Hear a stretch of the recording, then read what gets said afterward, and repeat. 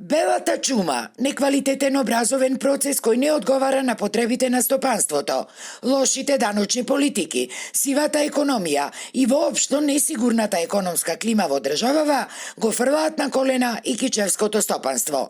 Малите традиционални семејни бизниси масовно се затвораат, а поголемите едва ја обстојуваат, покажуваат статистиките на регионалната стопанска комора од Кичево, во која спаѓаат и општините Македонски Брод и Пласница. Со точна бројка не оперираме колку фирми се затворени, меѓутоа некаде околу 500 фирми се затворени кои што биле со по 1 до 20 вработени, кои што обстојувале долго време како фамилиарни бизниси.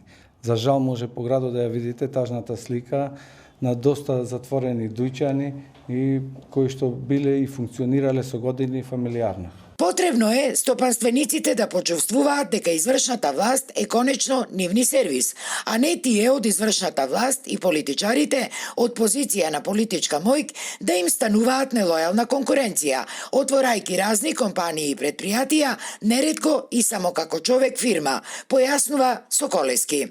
Моменталната ситуација и чувството на бизнисот е во една незавидна ситуација, односно негатива, затоа што од несигурноста тие и не се охрабруваат да инвестираат често, бидејќи самите прилики кои што се во економијата во самата држава постојано имаат осцилации и немаме сигурност и сигурна подлога за да се преземат долгорочни чекори. Често бизнисмените знаат да кажат дај малку да стопираме, да видиме што ќе биде, па потоа да ги преземеме одредени чекори. Нивната храброст како помалку да е изгубена, посебно кај домашните компании, кои што нормално државата треба да биде нивниот грб. Дел од кичевските бизнисмени се жалаат и на нелојалната конкуренција при тендерските постапки, односно на постојано фаворизирање на едни исти фирми за сметка на други.